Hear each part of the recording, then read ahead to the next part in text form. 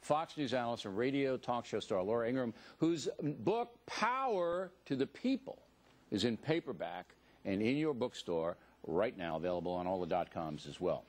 Hope you saw a lot of that, Power to the People. That's a good book. I enjoyed that. Okay. We talked about this with Megyn Kelly last night, and we all agree that federal law was broken. This hacker is going to probably go to jail. You see it that way? Email. But there is no confirmation the college student actually did it, so we're not putting out his identity. However, we're confident federal authorities will arrest and prosecute the hacker involved in this very terrible situation. Joining us now from Washington. Yeah, well, I would hope so. Bill, a couple of things about this. Number one, imagine if a Republican, whether a college student or not, had hacked into, let's say, Michelle Obama's personal account or any other prominent Democrat. Let's say it was Nancy Pelosi's personal account. You would hear wails of protest from all of these privacy advocates that we always hear from every time there's terrorist surveillance or surveillance cameras put up in streets or in public places. The same people who are so quick to protect pornographers with privacy concerns and privacy rights are suddenly silent when it comes to this issue. Yeah, I haven't heard the ACLU rallying to Sarah Palin's cause here.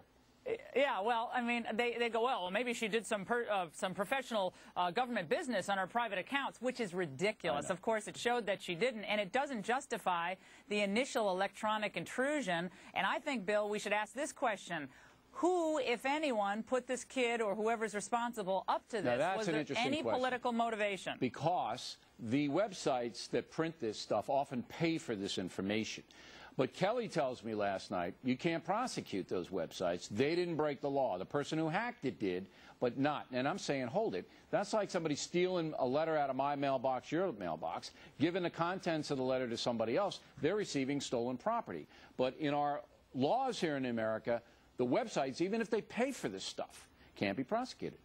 Well, it's similar to slander and so forth. If you republish libelous material, it's much more difficult to get at you than it is to get at the original culprit. But I'm going to say this again. If there is some pressure that was put on this individual or encouragement to hack into her account for political purposes, I certainly hope all these privacy advocates that we always hear from when terrorists are being surveilled, I hope we hear from them, and I hope they stand up for privacy. Well, it's an absolute joke. You know what the hypocrisy level is. Now, yesterday on the